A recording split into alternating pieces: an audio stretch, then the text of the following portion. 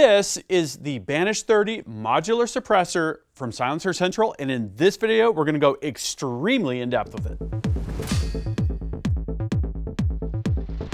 Gavin here from UltimateReloader.com. I'm excited to announce I've just partnered with Silencer Central, so this upcoming year we've got a ton of related suppressor content coming up, including coverage of the BANISH 223, the BANISH 30, the BANISH 338 as a part of a really cool 338 Lapua project I'm doing for a complete rifle build, and the BANISH 46.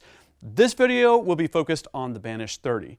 We're going to talk about what's included. We're going to go straight to the range and go shooting with multiple calibers. We're going to talk about 7-inch and 9-inch configuration options and show you how that's easily converted and accomplished. We're going to do some recoil analysis, and we're going to go through detailed specs. This is going to be fun.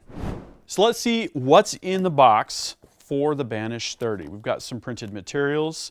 We've got a wrench that's going to be used with the key to disassemble the unit. Of course, we've got the suppressor itself. This is in 9-inch configuration. And then we've got the key tool, which is going to be used with the wrench to take the extension and or the end cap on and off. And we've got a spare O-ring here as well. So the super quick specs on the BANISH 30, it's got this 7-inch configuration. It's got a 9-inch configuration, which you see here with the removable extension. It's titanium alloy construction, 5/8 direct thread mount. This is going to be a great solution for everything from my 223s up to my 30 cal magnums. I want to waste no time though. Let's go out to the range and see how this thing does with a 300 PRC to start with.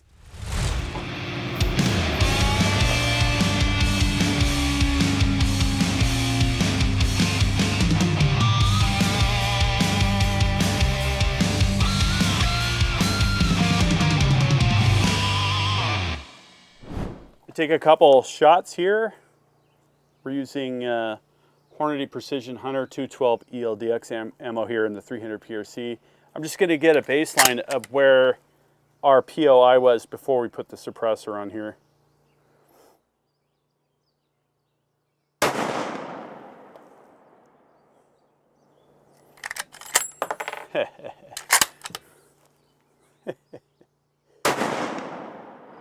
Whew.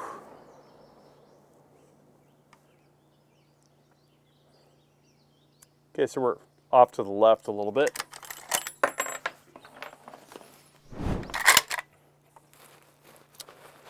And first shot with the BANISH 30. I'm going to go for the center dot here.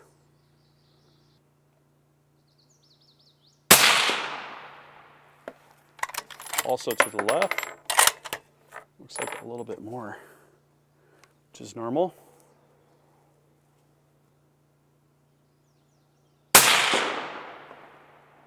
Okay.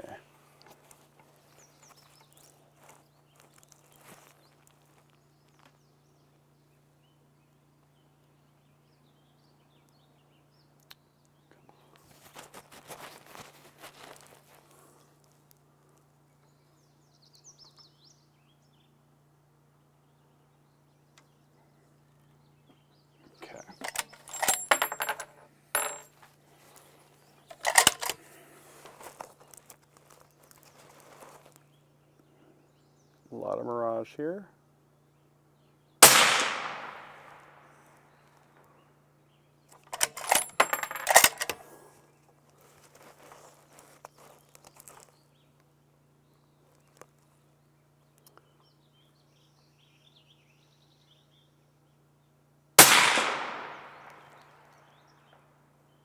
Nice.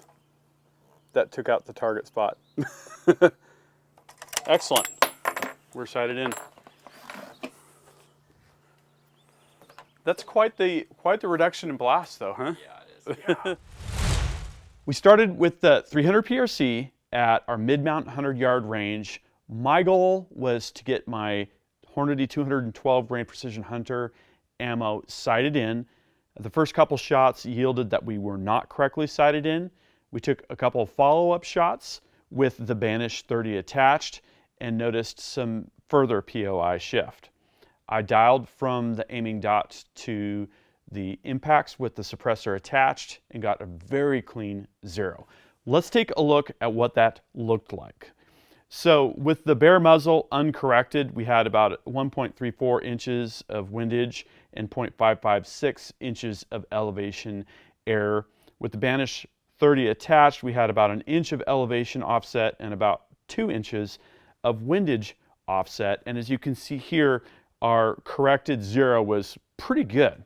So compared to the bare muzzle, the relative POI shift, which is what you really care about here, was about 3/4 of an inch of windage to the left and about 1/2 inch elevation shift down.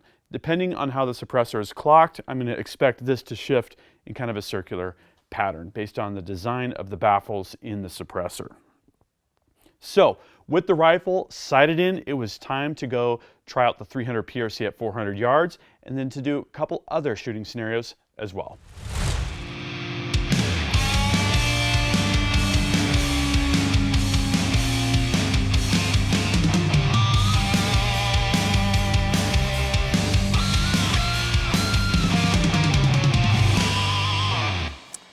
So I typed my data into the shooter app. It says that we're going to need to come up 1.6, and that should get us on target here at 400 yards.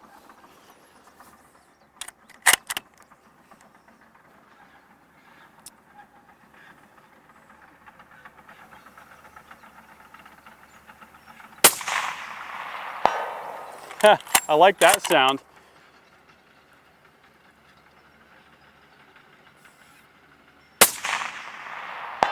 Ooh, you can see that thing move.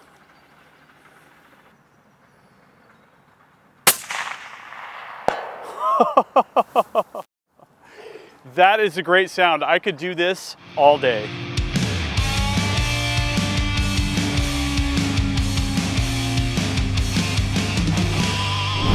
So I only have a few rounds of 300 Blackout. This full auto fun has been taking its toll on my ammo supply. I thought we'd take just a couple semi-auto shots here. It's pretty awesome. And then let's just get rid of the rest here.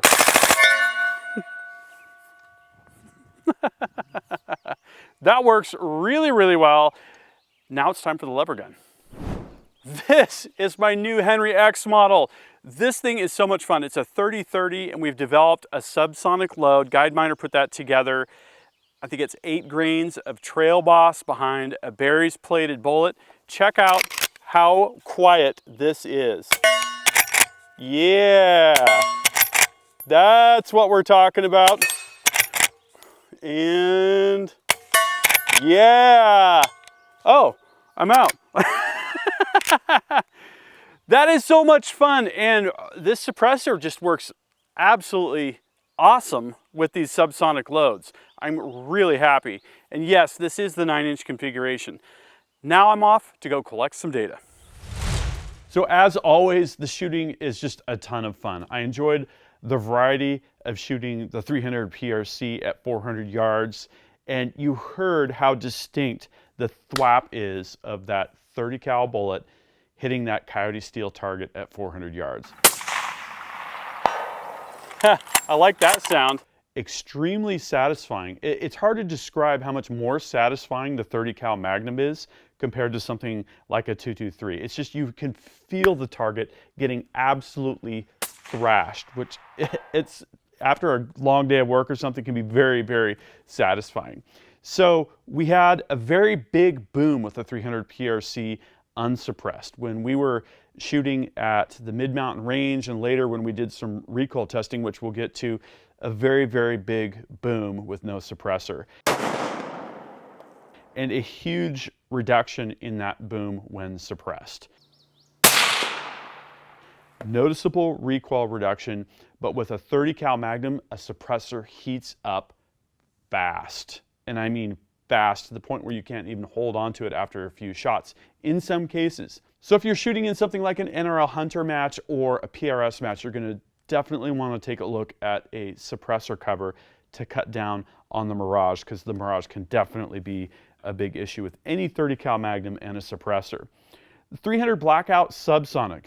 nimble and lightweight. I would run, I think, the 7-inch configuration, which you can see here with that. Excellent subsonic performance, minimal POI shift. I didn't do anything with it, and no heat issues. You know, you've got a very light powder charge. There's not a whole lot of energy going down the barrel there. The 30-30 subsonic, I would run the 7-inch config. I showed video footage out there of the 9-inch config, but what fun. I mean, basically all you hear is the hammer drop and the steel hit.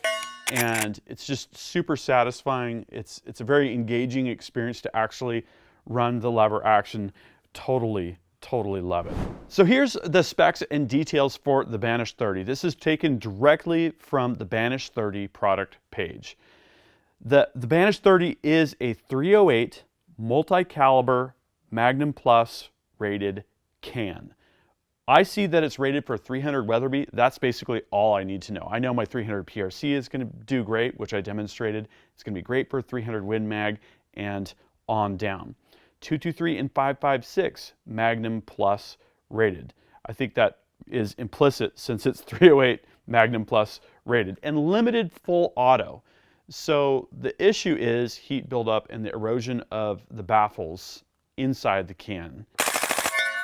And if you read the product literature, BANISH says there's about a 20 round capability there without any worry. So again, heat is the enemy. Just be aware of that if you're running this full auto. 5/8 by 24 direct thread mount. That's what the majority of our muzzles are threaded for, which is great. If I have a 1/2 by 28, I can step it up with the bushing and get that 5/8 24. It is user serviceable. There's a special tool for pulling out the baffles, and I'm going to show that in a separate video covering a more broad selection of BANISH suppressors. The diameter is 1.5 inches, and it's 9 ounces for the 7-inch configuration, which you see here, and it's 13 ounces for the 9-inch configuration with the extension. There's 8 baffles total if you're running the extension, or you'll have 6 baffles if you're running without the extension in the 7-inch configuration, and it's 100% titanium alloy. Very lightweight, very good quality. So in terms of the modularity, it takes, for me now, probably less than a minute to convert between 7 and 9 inches or vice versa. The suppressor comes with this key, which fits the end of the cap. It locks in, and then you can use this wrench, which is also supplied, to loosen either the whole extension or the cap off the suppressor, or the cap off of the extension itself. So when you remove the extension, you'll remove the cap, you'll take the cap, and you'll screw it into the main suppressor body if you're going from 7-inch. To go from 7-inch to 9-inch, you're going to take the cap off, screw the extension on, screw the cap onto the extension, and tighten. There's O-rings that keep things in place, so you'll feel that snug up as you get towards the end, and then get just a very light tightening. Does not take much. Really impressed with the modular option and how that goes back and forth. And it is definitely very practical. I can see between the 300 PRC and these lighter duty applications, I can see a definite use case for both. So here's where things get really interesting. I've been really wanting to go in depth on recoil analysis for suppressor versus no suppressor. Recently you might have seen our radial delay blowback story that we did for CMMG, looking at straight blowback versus radial delay blowback. That was the first time we showed the recoil rig here at Ultimate Reloader. We've got a complete test fixture. It measures the forces at the buttstock. So it's literally measuring what you're going to feel. It can do 20,000 samples per second, very high time resolution, and it is basically the truest representation of recoil. It's the actual forces, it's not acceleration. For the BANISH 30 recoil testing, we've got the 300 PRC full custom on an MDT ACC chassis, which has a full weight kit on it. It weighs 26 pounds, and that was on purpose. I wanted a 300 PRC that I could enjoy testing. And what we did was we shot the 212 grain ELDX ammunition, same ammunition we were shooting at 400 yards and we did our sight in, with the bare muzzle, and then with the 7-inch config with the BANISH 30, and then with the 9-inch config with the BANISH 30. The results are very interesting. This is not exactly what I expected. I've always thought that a suppressor will widen the recoil impulse. In other words, spread it over a longer period of time and reduce peak forces. You can see here very clearly that is not the case. The peak forces are indeed reduced, but the shape of the curve here has the same width or nearly. So you can see here blue peak forces with the bare muzzle were the highest. The 9-inch brought it down the most, and the 7-inch was just slightly more than the 9-inch. Now, I have not yet calibrated our recoil rig to output in pounds force, which we can do. This is volts off of the sensor. But what we can do is we can look at the percentage reduction in recoil. So with the bare muzzle, we're at 0% reduction because that's what we're comparing against. With the BANISH 37-inch config, we have 18% reduction in peak forces, and for the 9-inch configuration, we have 22% reduction in peak forces. So that's almost a quarter of the recoil just cut right off, which is pretty awesome. And you can see the relative percentages there. If bare muzzle is 100%, the 7-inch is at 82%, and the 9-inch is at 78% of full. So really interesting results, and we're going to have a lot more follow-up stories with the recoil. Also at commercial.ultimatereloader.com, we've got services for the firearms industry, law enforcement, and the military. Okay, so Silence Made Simple. This is a great program that Silencer Central has pioneered. You find the suppressor you want. They handle all of the paperwork. You send your fingerprints in via fingerprint cards that they send to you. They set up a trust for you. You can add people that you want to have access to the suppressor. That comes at no additional cost when you buy a suppressor from Silencer Central. Silence Made Simple will send it directly to your door. It literally could not be any easier. I didn't happen to use this service because I'm an FFL 07 SOT, but if I was not, I would be very, very interested in taking a look at this program and taking advantage of it because suppressors are a huge hassle. And Silencer Central has worked really hard to take a lot of that hassle out of the whole process. So at the end of the day, very impressed with the BANISH 30. I've shown you some real field results here. We've taken a look at some data. If I had to recommend one can for someone, it's typically going to be a 30 cal can because it's going to do a great job from rimfire all the way up to your 30 cal magnums. If you're mostly focused on rifle, it's hard to beat a 30 cal suppressor, and I don't have a suppressor currently that has this type of flexibility. With the 7 and 9-inch configurations, does a great job mitigating recoil, great quality. They stand behind their products. This is a total winner. Here's what I want to know is, what do you think? Are you running a BANISH suppressor? Are you specifically running the BANISH 30? Drop a comment and share your experiences. I hope you enjoyed this video. That concludes this video, and that means it's time to wrap it up. I hope you liked this video. If you did, please give it a big thumbs up. Also, make your voice heard. If you have something to say, please drop a comment. Make sure you're subscribed with notifications because you're not going to want to miss the awesome content that is coming up. And finally, flex your reloading pride. You could look great in one of these t-shirts. We've got multiple designs at the Ultimate Reloader store. I'll see you later because I'm off to go shooting.